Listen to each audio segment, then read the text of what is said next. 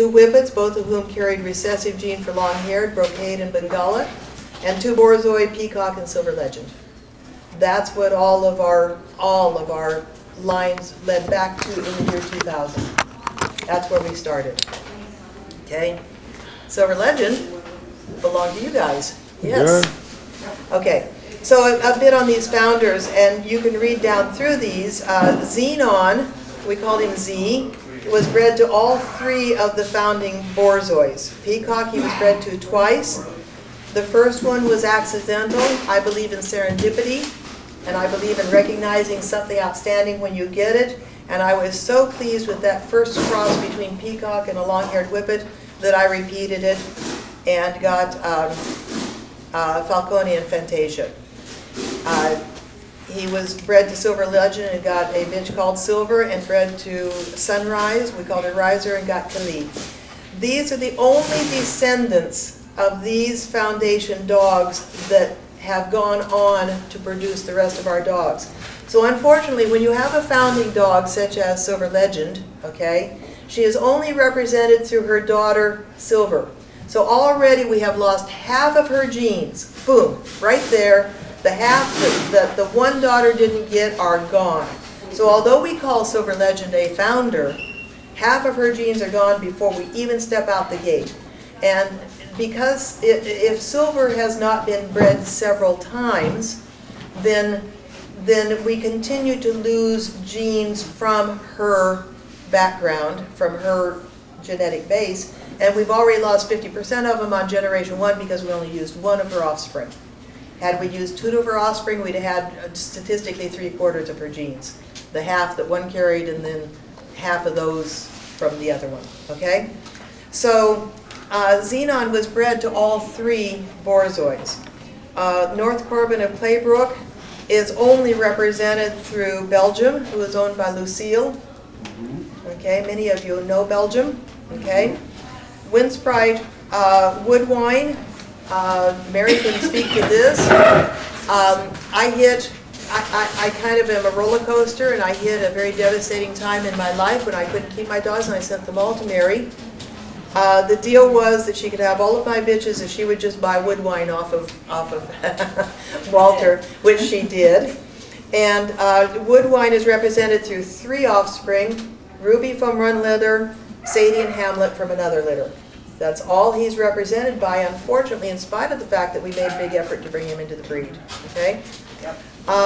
Frost Express, who was Smooth, and Quiz are the parents of Boston Legacy. So we have lost half of their genes by the fact that from those 2 dogs we brought in only 1 offspring. Did you use only bitches from Woodline? Was that it? No, Hamlet was a male. So that's one where we actually do have a male Y gene carried down. You'll find that many of these are bitches, and one of the reasons that we tended to bring in bitches was because I tended to bring in borzois, and our bitches were within size. And that's a tragedy that we don't allow the males to be a little bit bigger when we're bringing in a new line, because we end up losing those males through not being able to keep them through another generation. This time I've learned a lot of lessons on the line that I'm working on this time, and I'm going to talk about some of those lessons that I learned and why I look back and kick myself so severely over things that at the time seemed like the right thing to do. Okay? Diane is not listed here, but she comes down through 1 daughter, and that 1 daughter's single daughter is the only thing that Diane is represented by. She is the mother of Amelie from my A litter, and Amelie was the mother of Ruby. So Diane herself, we only have 1/4 of her. A daughter took it down to half, and a daughter of that took it down another half. Frosty Praline, who was Cookie, ended up being Mary's daughter's bed companion, and she now is no longer represented in the breed.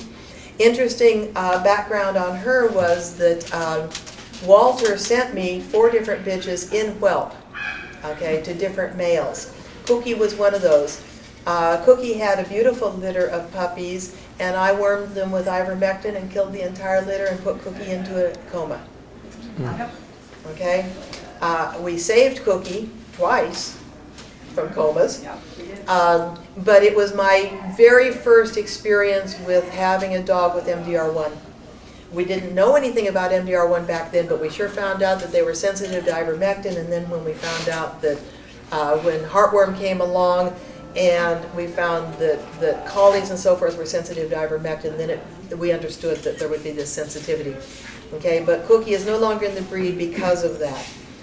Claybrook Joseph from Iowa had offspring, but Christmas Candy was his last one, and there are no grandchildren down from him. He is gone as well. Okay, so we have 6 long-haired whippets in the breed, all of whom are clones of each other in their pedigree, all of whom are represented through very, very, very few descendants losing percentages of gene pool every generation. Okay? So, Borzois. The diversity of Borzoi phenotypes gives us the idea that there's possibly a good amount of desirable genetic variation within the breed. Okay? Connoisseurs of Borzois can see a wide distinction in their outward appearance, the phenotype of the dogs. Okay?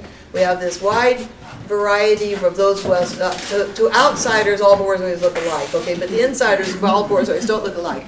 However, they really don't have that wide a genetic base themselves as a breed, okay? I believe that there were just a few male lines within the last century. I don't know, I might be talking out of turn here, but if I remember my Borzoi stuff well, the Borzois themselves are fairly tightly bred if you go back far enough in the generations. They have a fairly high COI, coefficient of inbreeding. Not even import anything from Europe that is pure Russian or pure European. Even now, you still can't bring stuff in. Fourth and fifth generation, then there's Majinker and Astafia. Yeah, yeah. And Sylvan. So what we're seeing is that their phenotype, which is their outward appearance, is a lot wider than their genotype, which is the genes that they contain. So genetically, Borzois themselves are not really a widely diverse breed, okay? The Silken Windhound, as far as I can see, currently exceeds the Borzoi model in having the very diverse phenotype. We have a real wide phenotype out there, okay? Everything from the little tiny ones to the great big ones, from the white ones to the black ones to the brindles to the everything else. We all see distinctions in our Silken Windhounds, okay? But it gives the impression of a correspondingly wide genotype, which is an outright not the case. It is not the case. We do not have diverse genotype.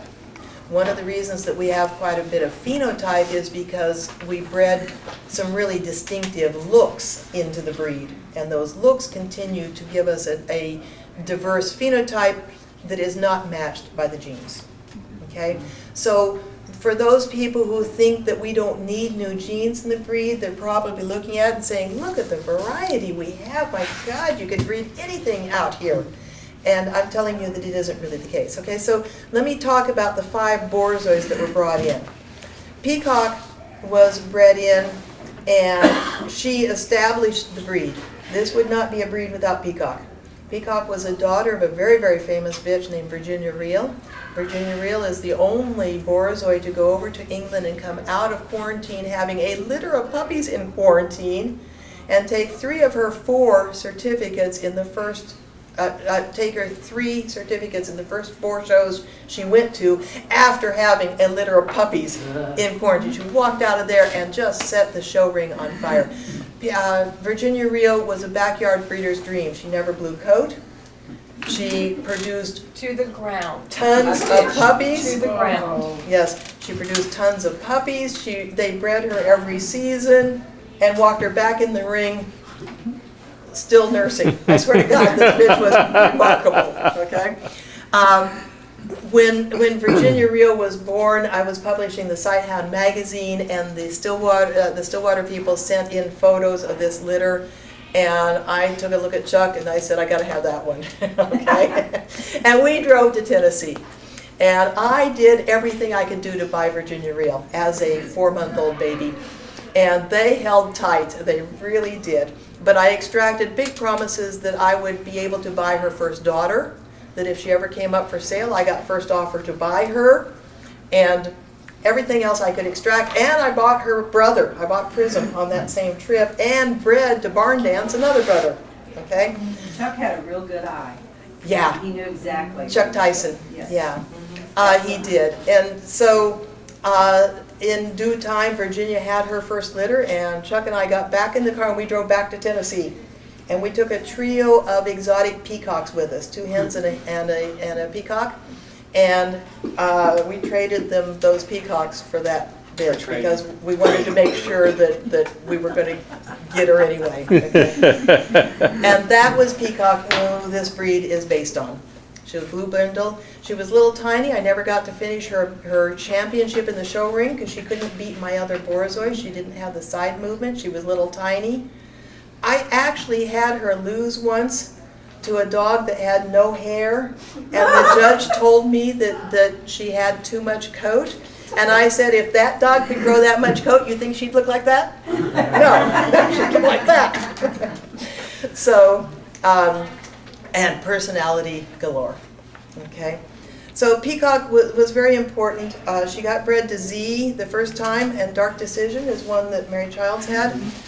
Decadence became the father of Nameless. Nameless you're going to hear a lot about. Falcone and Fantasia also have lines down from them. That's the repeat breeding, the F litter instead. Okay. The other one that was bred in early on was Silver Legend. This also was an accidental breeding that we have no idea how it happened. Okay. But I was bringing this bitch back from the East Coast, apparently not knowing she was in season, I guess. I brought her home to Lynn and Wayne, and they called me up a month and a half later, and I said, "Are you sure this bitch wasn't bred?" And I said, "Absolutely not. Absolutely not, I swear to God." And she had 3 puppies, and I went and took them away from them because I knew that these were unregistered dogs. They had very limited kennel space. They would have kept them. Okay. And I didn't know what I was going to do with them either, but I brought them home. And this is another kick myself. I kept only 1 from that litter. Only 1. And Silver was a silver chinchilla. And every time that you would see a dog in the corner of your eye moving across, and it was gorgeous, you would look up and it was Silver. That dog moved. And by the time she grew up and she was that gorgeous, I said, what the hell, we need her. And so unfortunately we didn't keep the other 2 in the litter. We should have. I can't believe we didn't. But Silver Legend is represented only by the one bitch Silver. And that's a loss as far as I'm concerned. So in 2000, when the breed came together and decided that it was going to be a breed, this is all we had. We had 4 representatives from Peacock and 1 representative from Silver Legend. That's it. We were fortunate at the time that we established the breed. We were smart enough to know that this was not a big enough genetic base to base a breed on. We just couldn't do it. And so from the very, very beginning, Juno was allowed into the breed and Sunrise was allowed into the breed. Okay? Unproven, but knowing that, that I hope that people realize that you trusted me to make the breed in the first place. If you would trust me to raise these and to keep the good ones and to let the bad ones go, I promised to do that. Okay? And so the first one to be bred was Sunrise. She was a granddaughter of Peacock. Peacock had a Borzoi litter. Peacock set records in 2 different breeds. You find me any other dog that set records in 2 breeds. But she had a Borzoi litter before, and incredibly good dogs. Incredibly good Borzoi dogs. And so Sunrise was a granddaughter. Peacock was the grandmother, I believe, of Mara. Which not. Mara was our reestablishment of the dominant black in the breed. At the time that I started in the Borzois, there was no dominant black, but there were rumors of such a thing. Nobody had dominant blacks, and I spent probably 5 years hunting down a dominant black in the breed. Finally found one and bred Peacock's daughter to a dominant black male. There again, my life went to hell. I sent them to Mary. Mary bought Mara off of me. The deal was I got half of her dominant black puppies back. Okay? Riser was one of those puppies that I got back. And Mary bred some nice stuff into my stuff. I really like where it went. I like where it's gone now. I'm really proud of everything that she's done with it. She held that dominant black, and this is why we have dominant black in our breed now, is because she gave me Riser back and let me have her. Unfortunately, Riser, represented by only one daughter, Khalid. Now, Khalees had a dynasty of her own. She is the founder of a huge line of beautiful animals, but she is only one dog, so half of the genes that Riser had carried are gone in the first generation. Anything that Khalid did not pass on to her offspring that then got bred is also gone. Okay? So, in every case here, we've lost 50% of our gene pool in the very first generation because at the time it was just me and I couldn't keep more than 50 dogs. So the next one to bring in was Juno. Many of you know Juno, or at least her children Encore, who has had 4 or 5 litters already, Azure Song, who had 1 litter, and Ashara, who had 1 litter. Ashara is represented by only 1 daughter, and I've not bred her yet. Okay. Azure Song is represented by Other and his relatives. Many of you know Other, my very favorite boy.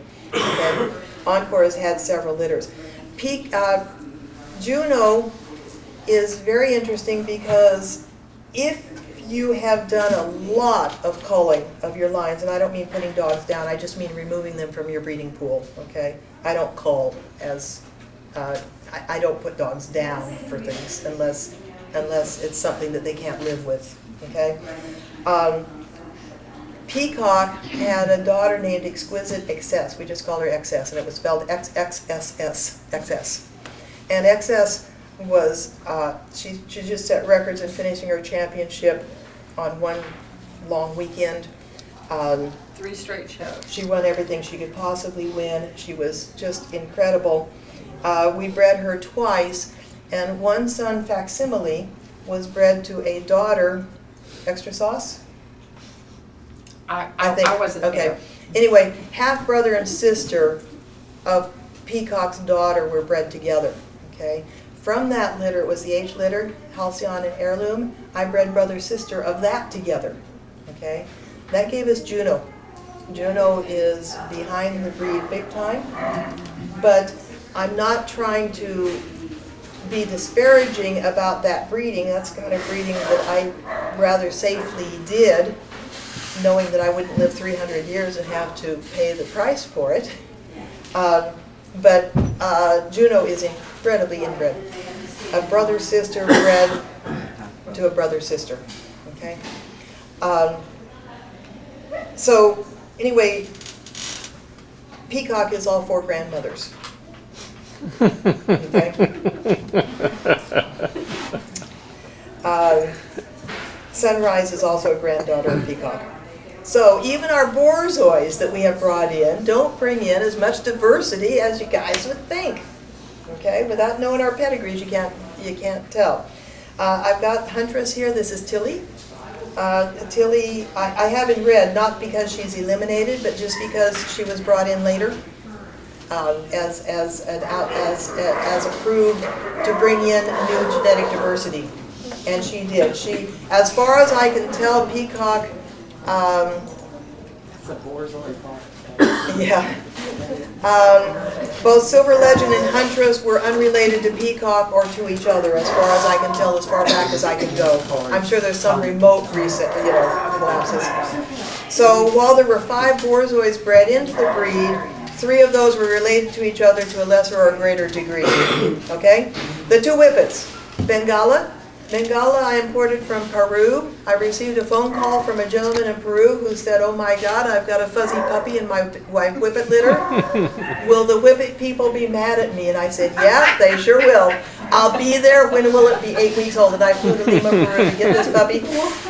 Another mistake, I didn't take the 2. The Panther was the other one. The Bengala Tiger was striped, Panther was the black one. I didn't take the other one. I don't know why I didn't bring back both puppies. Why did I not do that? I just don't know. Because hindsight is 20/20. Oh my God, I can't tell you, we would be in much better shape, I really think, had I been able to do something like that. Coming home from Peru, those puppies had not had their shots. She got distemper. Coming in, on the way to the airport, I stopped at a pharmacy and bought penicillin. You can buy it over the counter there. I dosed her again when I came in through Miami and was able to get to the grade. I dosed her a second time.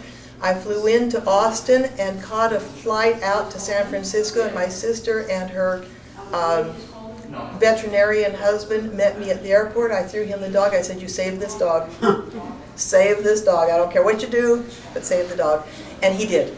And I came back from San Francisco to a dog who had survived distemper, and so Bengala got to be part of our breed. She was gorgeous. She was gorgeous, and her kids were even better. There was a smooth daughter named Shula that I sold, expecting to be able to use her in the future. That was Lost her. I don't know where she ended up. So Bengala comes down from only 2 dogs. They are from the same litter, Gringo and Dulce. So she only has 2 dogs representing her, but you're going to see in just a minute that this is a huge contribution, okay? The other one is Joe. Wandering Dojo has been brought into the breed recently. This is the father of Java. I have Java out here. The black whippet-looking dog is a first-generation cross between Aitonga and this smooth whippet. The 2 whippets were unrelated to each other. I've not found a connection between them or the long-haired whippets of Walters, Wind Sprite Kennel. Bengala, who was born in Peru, was bred from whippets out of Argentina that went back to British lines several generations earlier. Joe is more from racing lines and probably split off from the show-only lines some generations in the past. I don't see a connection between them, or a connection between them and Walter's lines.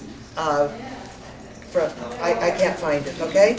So that's the start of the Silken Windhounds. Now you guys all know the background of where they came from. So now I'm going to get to the page, that's where we were in 1998. We started in 1985. On March 13th, we will be 30 years old. But in 1998, this is where we were, okay? And the internet came along. Up until then, I bred them strictly for myself. As a geneticist, it was my form of artwork. My dad was an artist, and he challenged me once. And he said, "But you don't ever produce art. I can't draw worth a darn." And I said, "No, I produce art out of bone and muscle and coat." I do. And genetics are my medium that I use to sculpt them, okay?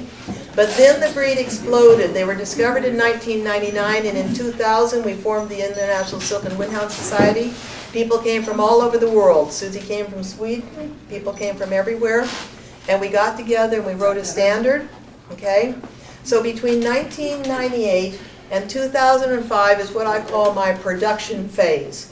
This is when I went into production because there were no dogs to sell to these breeders who were ready to breed. And if I bred only 1 or 2 litters, I would have been forced to use marginal dogs to hand out to people, and I would have had nothing left for myself, and people would not have gotten very good quality.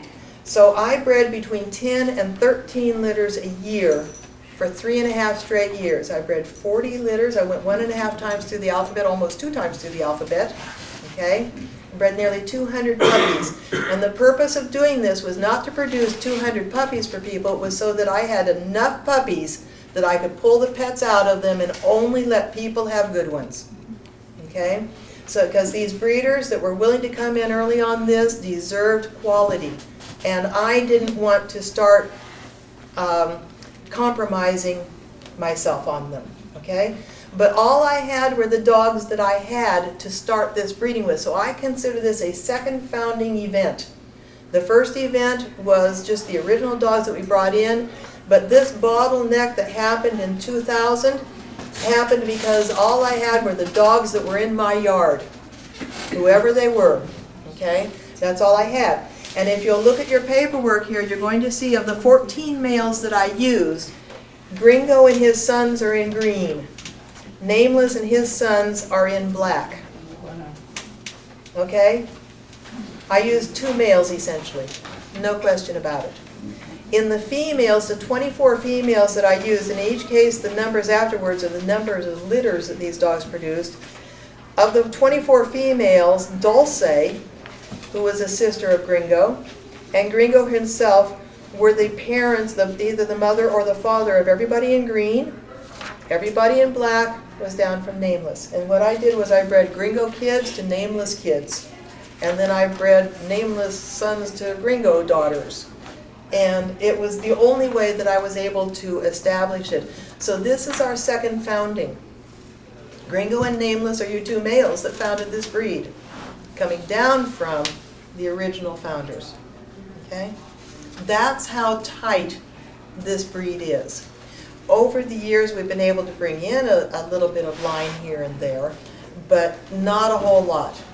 And the reason I will propose that our breed is as healthy as it is because I am deadly on my dogs, and where I was for 7 generations before you guys got them.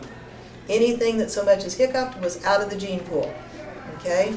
And you can breed tightly, you can inbreed, you can do it if the dogs are good enough. Okay? If you've already pulled out the garbage health-wise, inbreeding does not necessarily cause destruction of your dogs. You can inbreed for a long time if you start with the really, really good healthy dogs.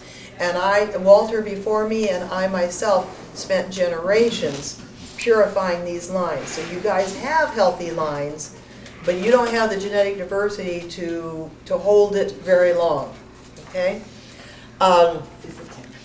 For instance, cheetahs, they figure came from 8 animals. And cheetahs are very, very successful in the niche that they have, but if the weather changes and the territory changes, cheetahs will no longer be successful. They do not have the genetic ability and clay to remold themselves to fit a new niche. They just don't have it. They are what they are. They're beautiful as they are, but they cannot adapt to a new environment on it. Okay? So I think that there are 4 types of breeders. Okay? There's the person who has their wonderful little cootsy poo. I call them cootsy poo. I love cootsy poos. Okay? We all have our cootsy poos, but there are people who have their one little cootsy poo and they want to breed it because everybody wants a cootsy poo daughter or son. Now you know that if you take all those people who have to have one of Cootsy Poo's puppies and divide by 3 and subtract 6, that's how many people will actually take one of Cootsy Poo's puppies. Okay? But we're allowed to love our personal little doggy that we breed, and you know what? I don't have any problem with that. Okay? Then there are the people who breed to a kennel. They're establishing a type that they like. They're getting the lines that they like. They're improving their own lines in their own way. And Mary does it, I do it, Chris does this. Those of us who have good-sized kennels can breed for a different purpose other than just breeding our little pet. Okay? We breed toward developing a type that we like. I kind of like the Borzoi type. Other people like a little smaller, longer dog. That's nice. Whatever. Anybody, Lynn Shell is producing a type. It's getting to where you can say, that's got to be one of Lynn's dogs. That's got to be one of Mary's dogs. You know? Okay? A 3rd type of breeding is puppy millers and backyard breeders. We're not going to talk about them. They're just in it to make money. They aren't going to be the saviors of our breed. The 4th type of breeder breeds for the breed. Okay? And this is not for everybody. It's some people who are willing to establish a new bloodline or will use up some of their kennel space to save a rear line. Okay? This is a calling, and it's not something that you expect of other people. Jerry and her group got together, a group of people who were very like-minded and had enough kennel space to do it, to bring in Tilly. Sandra Moore tried to bring in Joe, but needed lots of help that she didn't go out to get, unfortunately, and so we only have 1 offspring of Joe represented in the breed, and it's nice that we at least have that. I'm not going to complain. But she didn't go out for help, and therefore, we didn't bring in more lines.